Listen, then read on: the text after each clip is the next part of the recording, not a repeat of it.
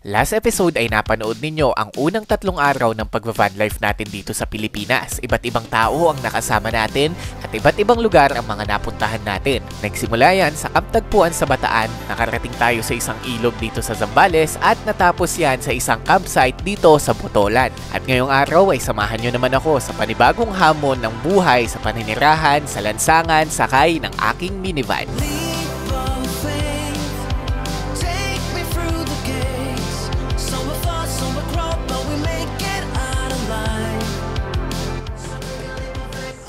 Ito yung isa sa pinakamasarap kong gising na pwede kong ipagmalaki hanggang sa kaapu-apuhan ko. Kasi diba dito ako natulog sa loob ng van. At tignan nyo naman kung gaano kaganda yung view ko outside the van, diba? Panalong-panalo mga kabatak. Kaya yun, pwede kong sabihin na isa to sa pinaka masarap na gising, pinaka-preskong gising, pinaka-tahimik na gising at pinaka-magandang view. Yan, so van life lang tayo and enjoy lang natin ang buhay, enjoy natin ang kalikasan, enjoy natin ang kultura, enjoy natin at respeto ang isa't isa. Salamat! So see you on our journey in doing van life like this. Please don't let me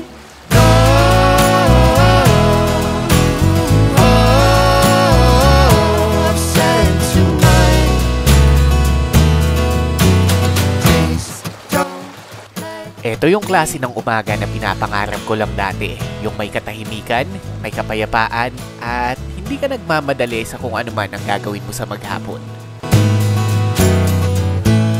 Honey, I know that I've been wrong. Ito yung klase ng umaga na para kang kumukonekta sa kalikasan. Hindi lang ma-emphasize sa video pero sobrang linaw ng tubig dito. Ang sarap lang din isipin na yung dating pinapangarap mo ay ginagawa mo ng lifestyle ngayon, yung gumising sa ganito kagandang view. Sobrang payapa sa campsite na to, malinaw ang tubig, malamig ang hangin at sobrang tahimik ng kapaligiran. Kaya naman napagpasyahan ko na magtimpla na ng ating paboritong kape upang sa ganon masimulan na natin ang maghapon natin.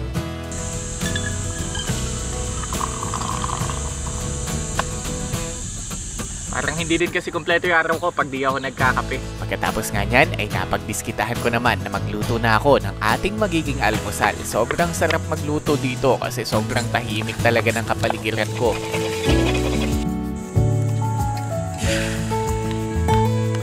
So after a few minutes, eto na yung pagkain natin. Makakain na natin yung napakasarap nating niluto with a beautiful place and view. Pero ang catch nito, tignan nyo yung aking likod. Yan, medyo ganyan po ako magluto. Pagpasensyahan nyo na. Hygienic naman ako pero medyo hindi ako masipag magligpit. Gusto ko isa ng ligpit lang. So kain tayo mga kabatak.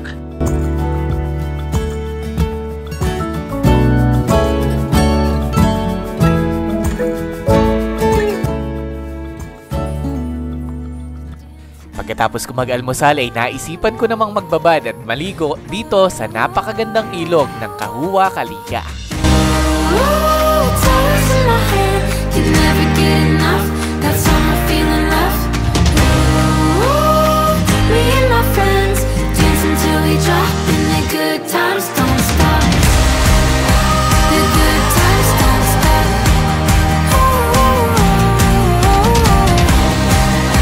The good times don't stop. Pagdating ng lunchtime ay may nagaya naman sa akin ng tanghalian at dahil hindi ako tumatanggi, nakitanghalian na ako kasabay nila. Gonzales yan, kasama natin ang pamilyang Gonzales at makikibudel fight tayo sa kanila. What a beautiful world, what a beautiful world that I'm living in, that I'm living in. Po, thank you. Nice to meet you po. Yeah, thank you po, Tay.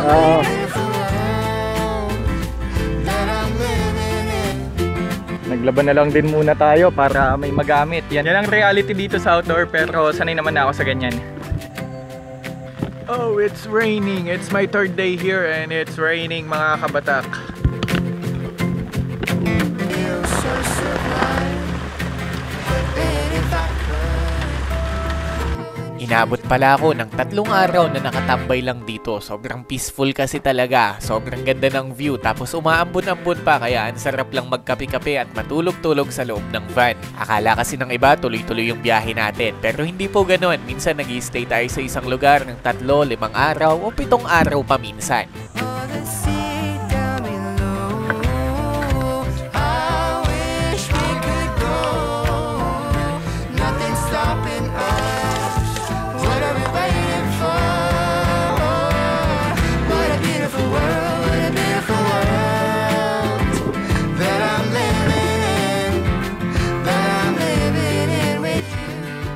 as of now, maghapong umuulan na at medyo nag-aalanganin akong tumuloy sa Cotto Mines bukas kasi mahirap nang bumiyahe doon dahil medyo maputik pagka ganitong tuloy-tuloy ang ulan.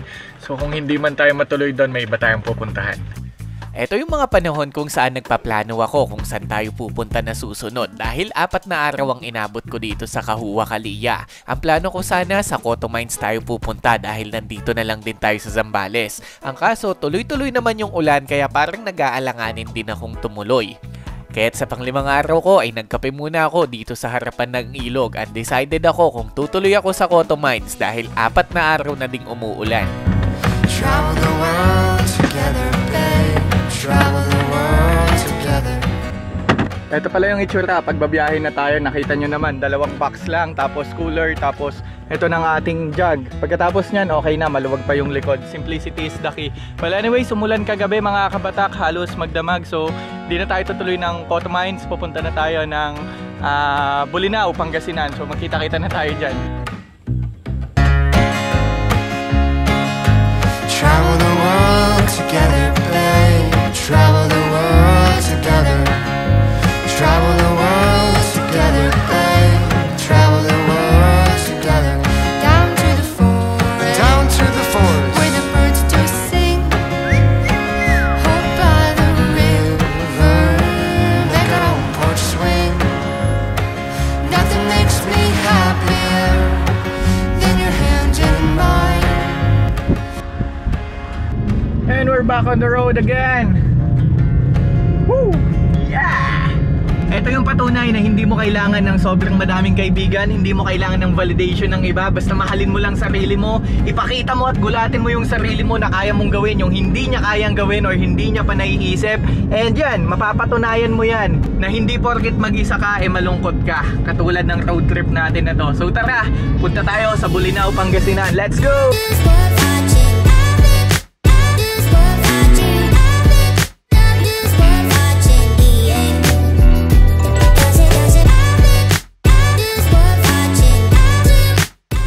May 2 spot tayong lalampasan dito sa Zambales. Yan ang Bagsit River at ang Cotto Mines. Ang dahilan ay sa Bagsit River ay hindi nararating ng sasakyan, hindi tayo makakapag-overnight doon. Sa Cotto Mines naman, sobrang lakas ng ulan, so maputik yung trail ngayon doon at ayokong maglinis ng sasakyan, ayokong masyadong madumihan si Vantot ngayon kasi maaga pa yung ruta natin para sa ganun. So i-skip na natin to, sa Bolinao na tayo magkikita-kita. Ganda ng daan, no? Wow!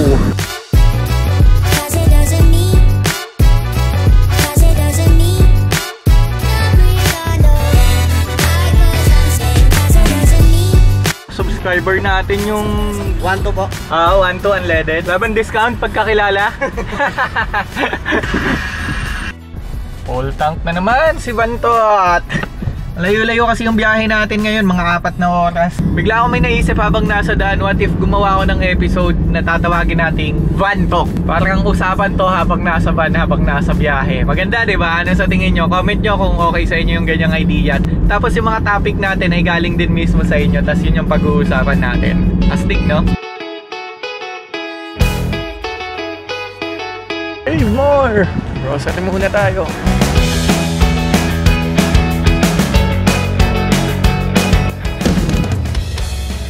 Hindi ba maingay yung setup mo sa likod kapag tumatakbo yung sasakyan? Okay, Van Talks Episode 1. Ang sagot po dyan ay hindi naman. As you can see, ito yung regular na takbo ko kapag nasa daan. Ayan, madidinig nyo dyan, halos walang kalampag kasi maayos yung pagkakagawa ng Lola Ganda Garage. Tsaka isa pa ay nilagyan natin ng mga silencer na goma yung mga ilalim ng kama, lahat ng pumatong doon para maging tahimik siya. So yun, hindi siya maingay, hindi siya makaltag, na didinig nyo naman. At napaka-smooth lang din ng biyahe. Para ka lang din gumamit ng sedan na sasakyan or yung ibang klaseng sasakyan na walang setup, halos ganun lang din siya kapag dinadrive. So yung tanong kung mabigat ba or hindi, ang sagot po dyan ay pag-uusapan natin yan sa Van Talks Episode 2, which is, ito yung gagawin natin tuwing bumabiyahe tayo ay sasagot tayo ng mga tanong galing sa inyo. Kaya kung may tanong man kayo about sa pagbaban life, sa setup, comment nyo lang dyan sa baba at pag-usapan natin yan. This is Lam Official at see you on Bolinao, Pangasinan.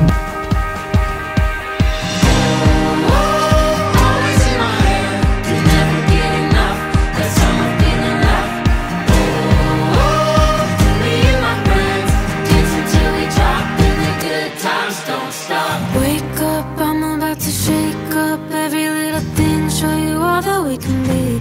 Come dance in my glow.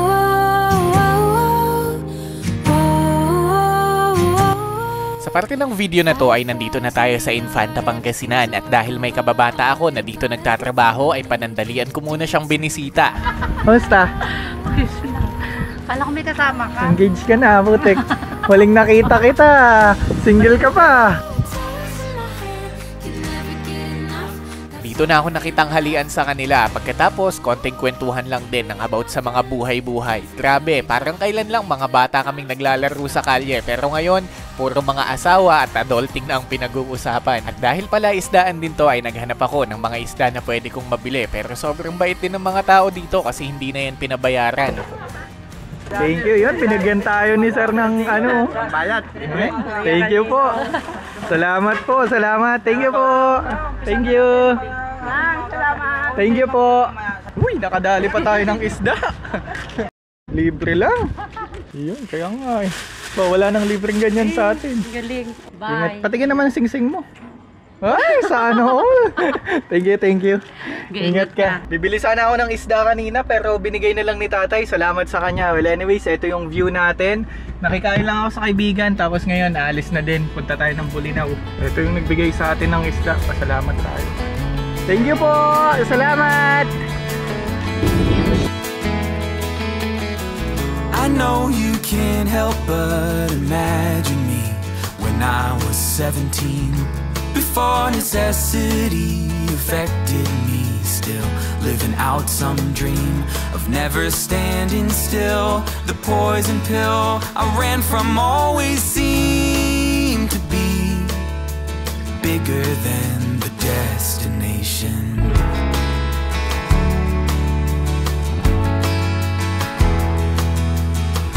The months have blurred and faded, relegated vast majorities of all the games we played, a wild maze of flashing memories.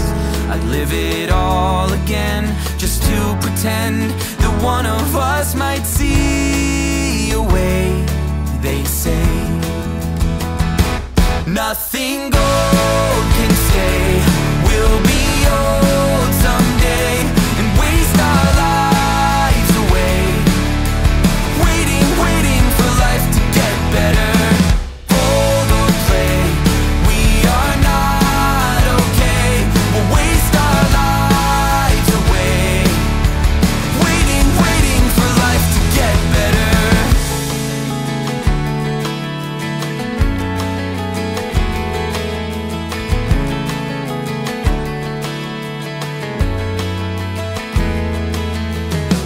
Why was our generation's innovation life inside a screen, as if some simulated liberation could ever set us free? Sa tingin ko, ito yung isa sa mga kayamanan ko ngayong nagva-van life ako. Yung playground ko yung kalikasan. Ito yung backyard ko. Ang bahay ko, nasa van. Simple lang, di ba? Kapag ina-appreciate natin kasi ang buhay, ina-appreciate natin ang kalikasan, mas lalo tayong nagiging masaya. So isa lang mapapayo ko, huwag kang masyadong mag-focus sa trabaho mo. Punta ka din paminsan-minsan sa mga ganitong lugar. Tapos enjoy mo lang. Feel mo lang kung paano mabuhay ang isang tunay na tao. This is Lem Official at magluto na tayo ng hapunan natin. We are not okay. We'll waste our lives away, waiting for life to get better. For life to get better. Life to get better. Tell me there's a better day coming. Say the word and you know I'll come running. Tell me. Good morning mga kabatak. Dagat yung harapan natin ngayon. May tayo. Kape! Let's take a ride.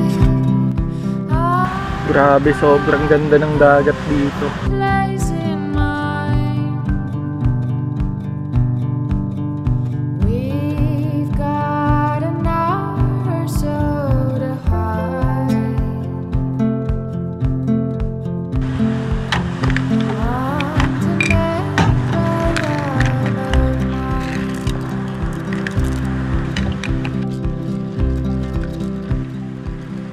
Si Bossing nagtitinda ng Mga perlas, yan. Yun, no? Dami niyang tinda, mga souvenir. Wala kayong mga sangkalan, boss? Baso, ganon. Kutsara, ganon, wala. Ano kasi ako, ang prinsipyo ko, kapag bibili ko ng souvenir, something na magagamit ko. Kaya, sorry kuya, next time. Thank you. So yun, isa sa mga tips na pwede kong ibigay sa inyo ay ganun yung gagawin nyo. May mga kutsilyo ako dyan na galing Mindanao, may sangkalan akong galing Visayas. Alam nyo kasi yung iba yung feeling kapag ginagamit mo yung souvenir na binili mo eh. Yung mga perlas okay din yun, yung sinusuot-suot kasi nakikita mo siya, something na magagamit mo, it's good. Pero yung something na ididikit mo lang sa ref, diba ang boring? Nandun lang siya. Yun, para sa akin lang naman yun.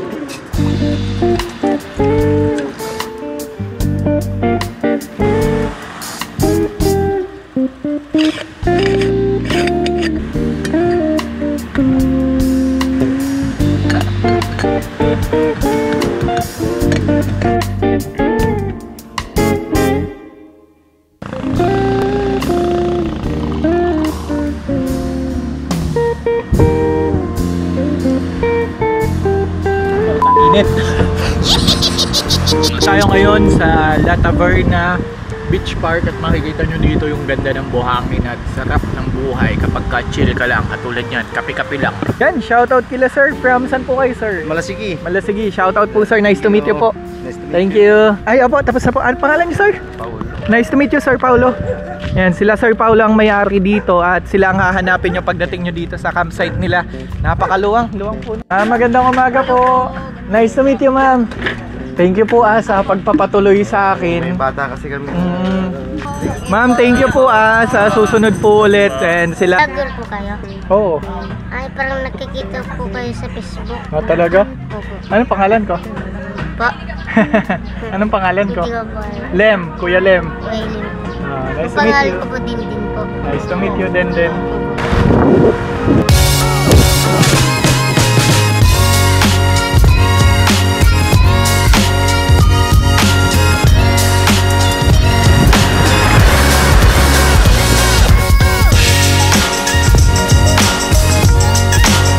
Sarap maligo sa dagat. Mag-shower na ako at lipat tayo sa falls. Bolinao Falls, let's go!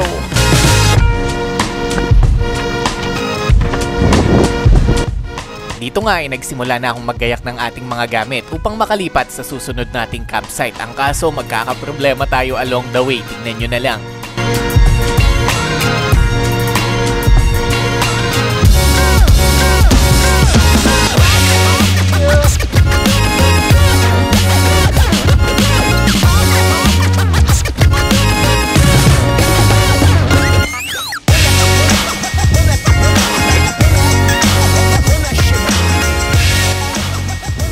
Natin ngayon na campsite ay seaside din pero sa Alaminos na to, mga 2 hours ang biyahe papunta doon. Dadaan lang tayo ngayon ng Bolinao Falls para mag-picture, mag-video ng konti. Pagkatapos diretso na tayo doon. Ang kaso umuulan na naman. Kung alam ko lang na uulan, hindi muna sana ako umalis doon sa last campsite natin para tumambay lang muna, di ba? Yung linya na to, yung dinadaanan natin, linya to ng mga beach resort dito at iba-iba yan. Pero isa siguro yung napwestuhan ko sa pinakamaganda kasi buhangin, tapos alam mo yun, ang luwang ng space nila. Tapos parang ang sarap ng alimango ngayon. Parang nagutom ako. Baka naman may paalimango po kayo dyan. Hindi, joke lang.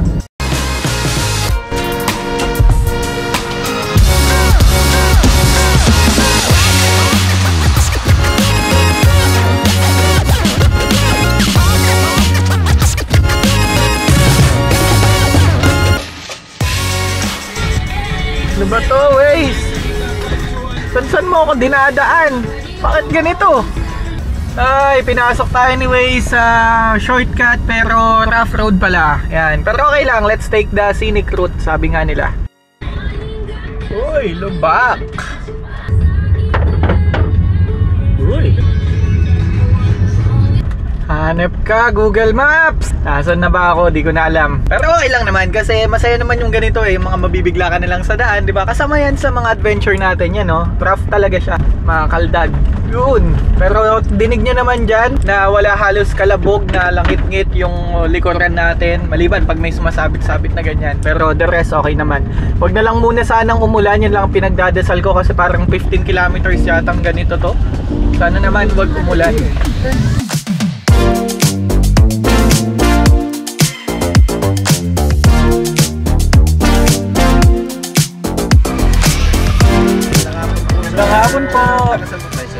Survey siha po. Okay po. Hindi na po. Thank you po sir. Thank you. Salamat po. Ayan. So mandatory 40 pesos dito sa Bolinao Falls. Po, ayan. Sila sir, subscriber natin. Thank you po. Salamat po. So dahil umuulan pagdating natin dito, magpapalit na ako, magbaboxer na lang ako, tapos bababa na lang ako ng nakaboxer para diretso ligo na.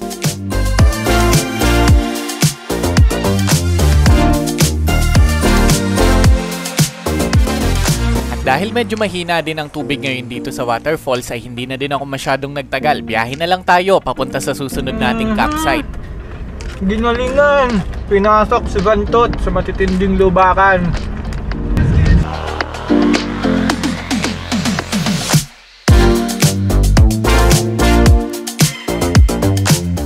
Dinaanan ko dito ang Bolinao, pagkatapos yung mga bundok din dito hanggang makababa tayo dito sa may Municipality of Bani. Isang pinagpapasalamat ko ngayon sa pagbaban life kasi kahit sobrang malakas yung ulan, hindi hassle, hindi ako nababasa, hindi ka nag-aalala ng magkasakit kasi safety ka sa loob ng van. Yun yung isang sobrang laking advantage ng pagbaban life sa akin.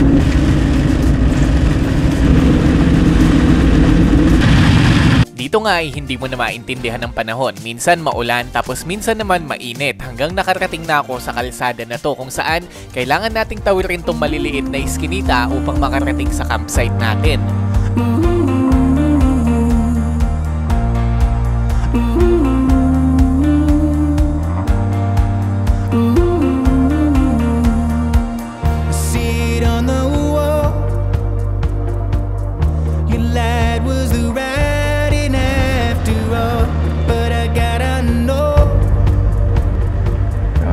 Welcome to Atanisha.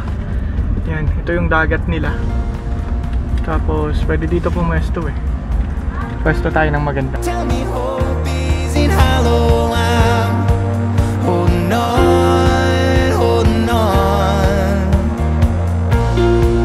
If we go down, remember.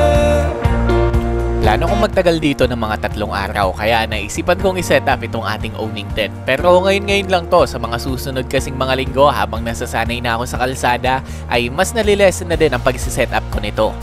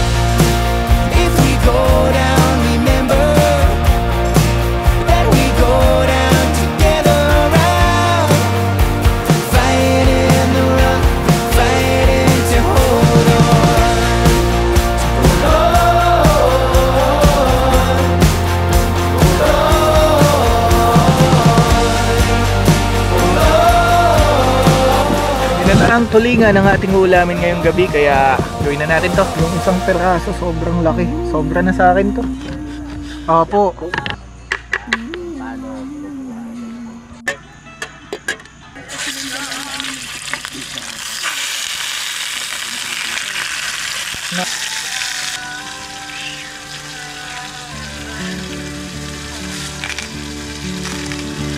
Ganito mangyayari sa isda pag galing sa rest, nilagay nyo agad dyan.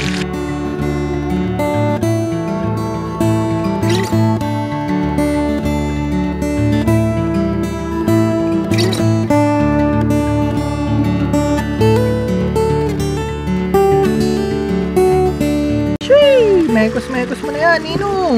Sarap. Ginataang tulingan. Ayan, luto ng kanin. Pwede na akong ulamin. Yan ang ating kanin. Ito ang ating ulam. Ginataang tulingan.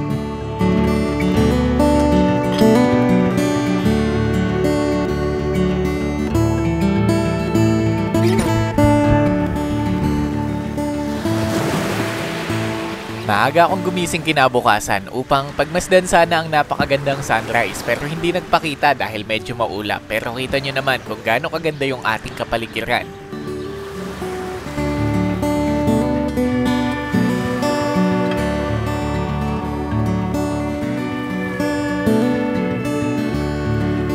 Saktong isang linggo na ako sa daan at sa ganito kagandang view naman tayo gumising. Front beach mismo yan. Ayan mismo yung dagat. Tapos dito lang tayo natulog. Grabe, ang sarap mag van life.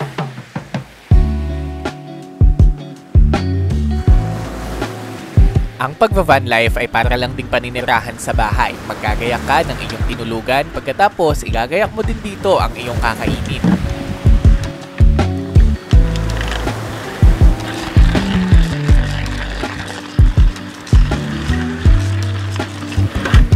At the moment ay magtitimpla ako ng isang masarap na kape upang sa ganon mas ganahan tayo sa maghapon. Hindi ko pa alam kung anong plano ko ngayong araw. Basta, hihigop ako ng mainit na kape pagkatapos magluluto din siguro ako ng ating magiging almusal. I don't know where I've been, I don't know where I'm going. Been holding on to the past, but this life keeps on moving. Don't you worry about me, I'm gonna leave it so behind tonight. And it may take a little time just for us to get it right.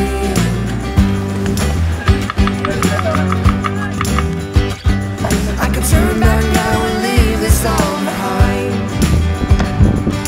I don't know if I'll ever make it out alive. I could turn back now and leave this all behind. I don't know if I'll ever get out alive.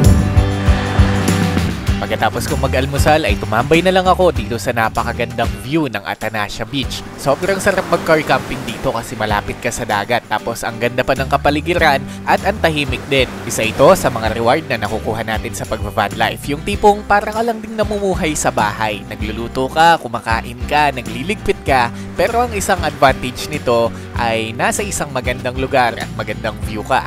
At kahit saan ka magpunta ay pwede mong isama ang iyong sasakyan at ang iyong van. Kaya ang dami ding nagkakagusto na magkaroon ng ganitong klaseng lifestyle. Don't forget me when I'm gone, 'cause right now I've just got to be free. I can turn back now and leave this all behind. Okay, hapon na mga kabatak. Ngayong araw wala din talaga akong masyadong ginawa kasi naglaba lang ako, tapos nagluto, tapos para din ma-enjoy lang natin yung lugar. Katulad ng view na to. Yan, nakita nyo naman na siguro yung itsura. Bukas lipat tayo ng ibang campsite at ibang view na naman yung pupuntahan natin, pero dito pa tayo ngayong gabi. Lobat lahat ng power supply ko. So kailangan ko na mas malaki, baka naman Bluetti. Baka naman. Ayun yung reality ng van life kasi kailangan mo din talagang maglaba. Buti nakapagpatuyo na ako. Luto na huli ng hapunan. Pakiramdam ko, sobrang dami nang nangyari sa videong ito. Isipin nyo ba naman, nagsimula yan sa Butolan, Zambales, nakarating ng Bolinao at ngayon, nasa Alaminos, Pangasinan na. Kaya siguro, maganda kung dito ko na lang din siguro muna tatapusin ang ating video para may mas mapanood pa kayo sa mga susunod nating episode. Abangan nyo yan kasi mas madami pang mangyayari dito sa ating pagva-van life sa ating bansang Pilipinas. I don't know where I'm going.